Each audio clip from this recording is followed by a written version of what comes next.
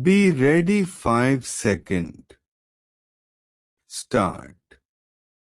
Infrastructure development is the very backbone of any strategy aimed at achieving higher growth and large-scale employment generation. However, an unfortunate impression gained ground after the first phase of liberalization that the government will have less and less to do with infrastructure development. As a result, a slowdown has taken place in investments in this vital area of the economy. My government will substantially increase investments in infrastructure development. Simultaneously, private sector investments will receive far greater policy and implementation support. The Minister for Power has just recently announced wide-ranging initiatives on the power front. My government will take firm decisions and also support firm decisions of state governments to bring financial viability to the power sector. The state electricity boards are bankrupt and need restructuring. The drain on internally raised resources has to stop.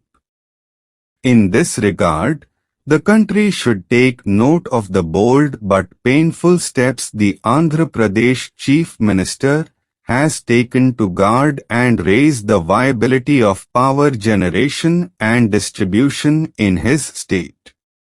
We also support, in this regard, the initiatives of the Odisha government.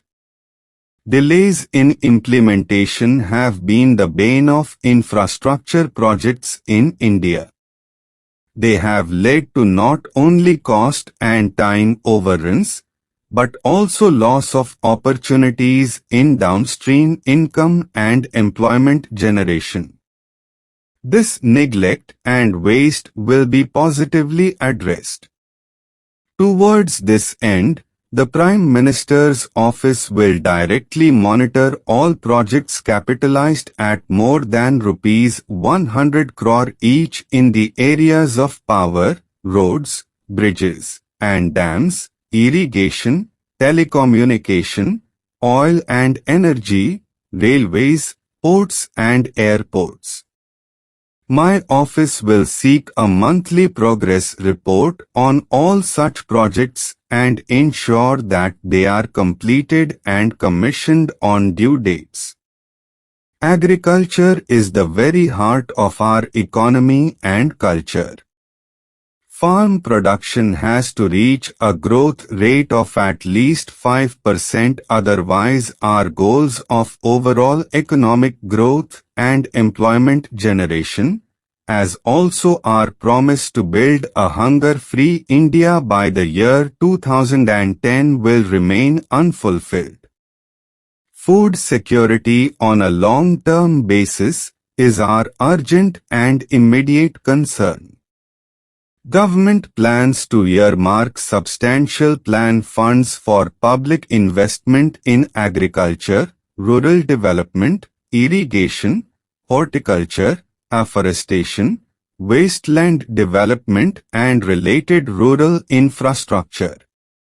We will also pay special attention to the modernization of the agro-processing industry.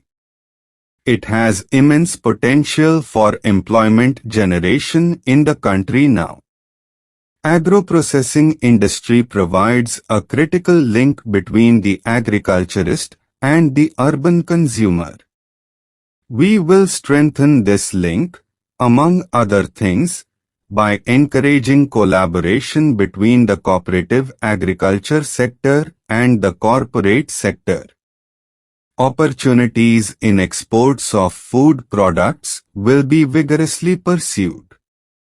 We intend to give vastly higher policy attention to the small-scale industry and bhagidari sector, as these are important sources of self-employment. This sector makes the highest contribution to the country's GDP. My government will welcome suggestions from the CII and other industry organizations as how to provide to this sector critical developmental inputs such as easy, adequate and timely credit, marketing infrastructure and appropriate technology. Housing and construction are the greater generators of productive employment, next only to agriculture and services. The National Agenda for Governance has pledged to facilitate construction of 2 million new housing units each year, with priority for low and middle-income family needs.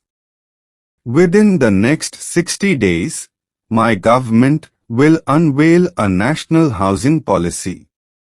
All impediments in the realization of our stated goals in the policy will be removed forthwith. The Urban Land Ceiling Act will be suitably amended to facilitate realization of housing goals and to boost construction. Information technology is an area of special importance. It has already revolutionized the world. No country can hope to develop global competitiveness if it ignores information technology. This is one area where India can quickly establish global dominance.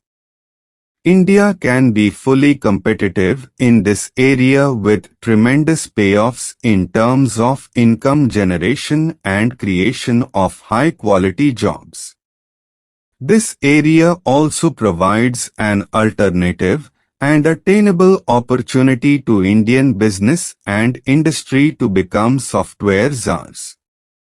Just 3 Indian companies, not exactly household names, have today a market capitalization of rupees 13,000 crores and all are also aggressively exporting. In this connection, I invite specific suggestions from trade and industry for removing any bottlenecks in the way of faster growth of the infotech industry. In the national agenda, we have pledged to make India a software superpower.